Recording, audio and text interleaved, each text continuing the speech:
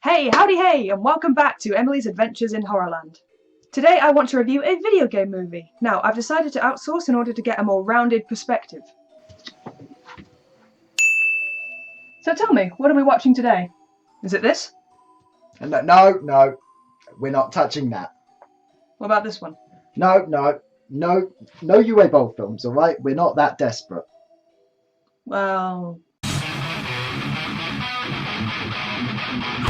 Oh, that wasn't even a horror game. Oh, I thought the script said Portal. That would be cool, but no. We're doing Silent Hill.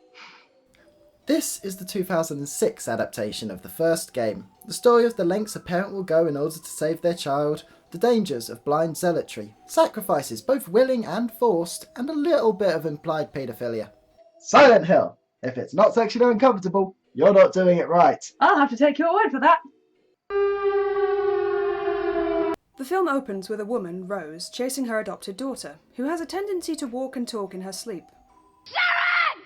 Sharon! Hey, Stella!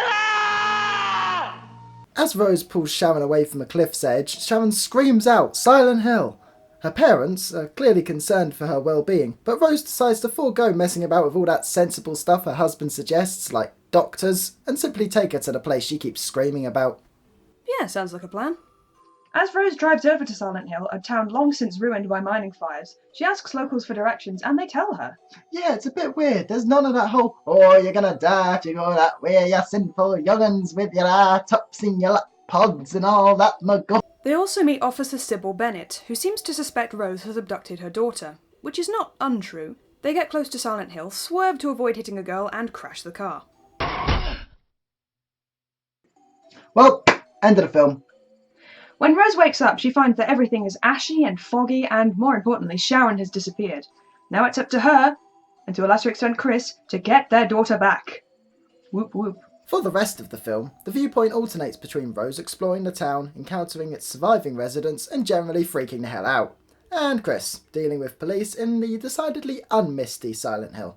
They do manage to play this latter section for a maximum creepy factor. Often they'll show the two exploring the same area but unable to see each other directly, only their effects on the environment.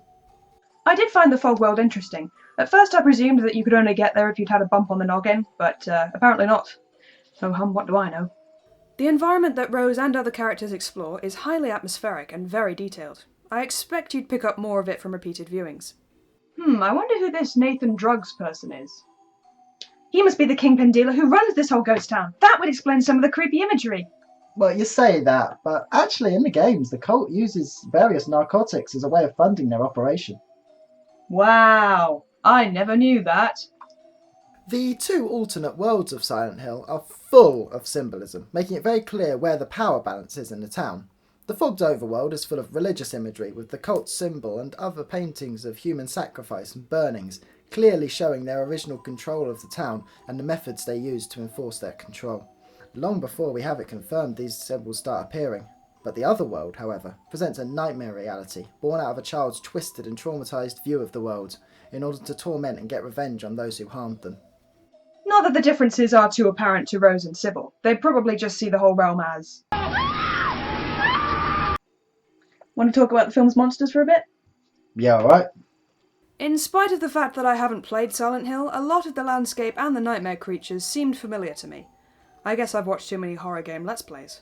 But yeah, aesthetically speaking, these guys are pretty spookalicious, especially Colin.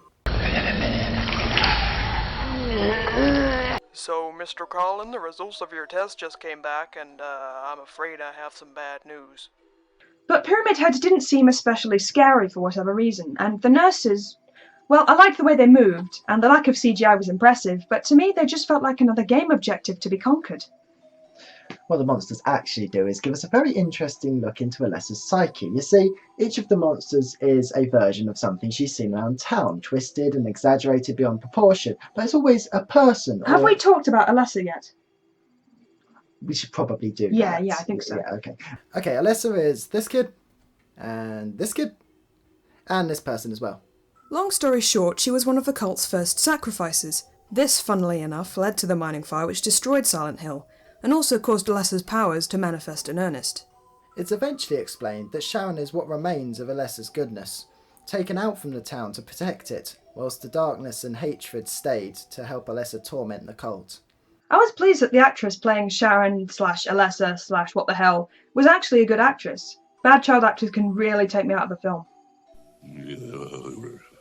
Christabella, the leader of the cult, is a convincing pious lunatic, but doesn't seem particularly charismatic. She plays up to the town's blind faith and their fear of the darkness. If only Father Ted was here to kick her up the arse. Now Rose is a compelling detective. I want to do this bit. Rose is one of those protagonists with the rarest of abilities. A working brain. Once she enters motherly protection mode, she begins to do things such as use bus stands to find her way around, since most of the game's conveniently placed maps aren't present. She also uses a torch as a distraction for creatures she knows are attracted to light. And she picks up on the clues Alessa leaves behind to guide her to the truth without much help at all. On the other hand, her husband's a bit less smart when in trouble. Unlike his impulsive wife, he often steps back, tries a new approach. He even helps the police investigation when he sees they're not just trying to obstruct everyone's business. My main problem with him is that he's not really needed. All he does is break up the sections with Rose in and completely ruin the sense of isolation. In fact, the only reason for his existence in the film at all is because they wanted a male presence. Oh wait, there was. He's called Harry Mason. You know, protagonist of the first game, the one this is based on. Apparently, he's a bit too feminine and motherly for some people, and so they made him a female character. Just seems like a bit of a pointless change to me. Don't let me attack you, dude! I'm nearly done! Okay, it's time to talk about the differences from the source material. Honestly, I don't mind them. They made the narrative easier to follow, and having Dahlia not be the one who burned Alessa made for a nice dynamic between the two mothers with lost children, and also served as a warning for what Rose may become if she fails. The Mindfire also gave a good reason for people not to be in the town, apart from certain protagonist idiots that wander in on occasion. My only real problem with the film is the removal of Harry Mason. Now, don't get me wrong, having a female main character is great, it's fine. The third game has a female main character, and Heather Mason is one of the best characters in the franchise. My problem is the reasoning. It just doesn't make sense. Well, not to me anyway. However, apart from that, everything's fine for me. The plot change makes sense. After all, in the games, the cult's trying to summon a god. Put that in front of a film audience, they'd think it's a little silly. Okay, that's enough out of you. Hello. All in all, from an outside perspective, I think the film is spooky enough. Again, I feel like it retains some of the game's look, music and structure, and maybe that's why I wasn't as invested as I could have been. Also, I feel like the film can be a tad confusing for people on the first viewing. So, for that reason, I give the film 6.5 jam sandwiches out of 10. On the other hand, I don't really do the whole number scale thing. So what I'm going to do is I'm going to put it on a scale of good ideas and bad ideas. So we've got the good ideas over here, you know, eating, breathing regularly, that sort of thing. And over here we've got bad ideas like invading Russia in the winter. This film, I think we can put it safely on a not climbing up electricity pylons for fun. That's good, by the way. So, thank you for watching The Wesley Show, and I'll see you next time. Cheerio.